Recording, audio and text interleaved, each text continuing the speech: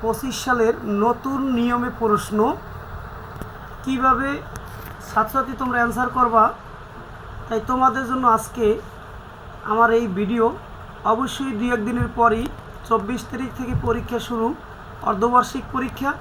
তাই প্রশ্নের নিয়মগুলো জানা অতি জরুরি। তাই সবাই প্রশ্ন নিয়মগুলো জেনে থাকলে প্রশ্ন অ্যান্সার দেওয়া শর্টকাট এবং সহজ হবে। তাই তোমাদের জন্য আজকে প্রশ্ন ধারা বোঝানোর জন্য এই ভিডিওটি করা। যে কোনো 10টি প্রশ্নের উত্তর দাও। এখানে সংক্ষিপ্ত 15টি প্রশ্ন আসবে। এই 15টি প্রশ্নের ভিতর তোমরা যেই 10টি তোমার কাছে সহজ মনে হবে এবং তুমি পারো সেই 10টি প্রশ্ন অ্যান্সার দিবা। এখানে যেই কয়টা ওয়ার্ডা তোমাদের সিলেবাসে থাকবে সেই কয়টা ওয়ার্ডার ভিতরেই এই সংক্ষিপ্ত প্রশ্নগুলো দেওয়া আছে। এখানে 1 নম্বরে দেওয়া আছে, যদি P = second bracket 2, 3, 4 second bracket দিয়ে আটকানো এবং কিউ এর মান 3, 4, 7 হয়, তবে কিউ পুরো পি এর মান নির্ণয় করো।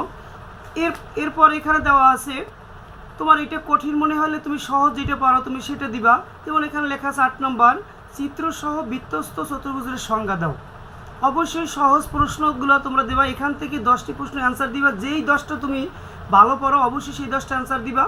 এরপর আমরা চলে আসি সৃজনশীল প্রশ্নে। সৃজনশীল প্রশ্ন এখানে মোট 5টি উত্তর দিতে হবে। এই বিভাগে সৃজনশীলে মোট 8টি সৃজনশীল আসবে, সেখান থেকে 5টি অ্যান্সার দেবা। তবে একটা কথা আছে, বিভাগ হচ্ছে 4টা, ক বিভাগ, খ বিভাগ, গ বিভাগ ও গ বিভাগ। এই 4টা বিভাগের প্রথম বিভাগে বীজগণিতের 2টা অঙ্ক আসবে, সেখান থেকে তোমরা যে কোনো একটা দিবা। দ্বিতীয় বিভাগে মানে খ বিভাগে জ্যামিতি 2টা আসবে, একটা দিবা, যে কোনো একটা তুমি দিতে পারো।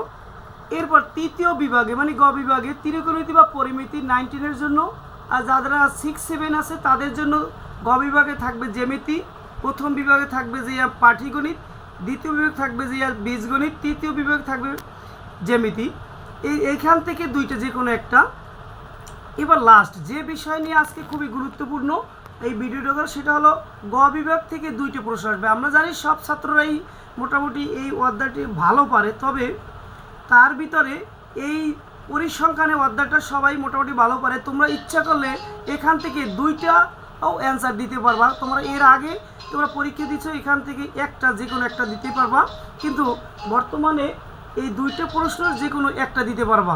এই হলো প্রশ্নের আজকে এই শর্টকাট যে সহজ পদ্ধতিগুলো নিয়মকানুন আজকে আমি তোমাদের জানালাম। পরবর্তী ভিডিওতে বাকিগুলো দেখাবো। ধন্যবাদ।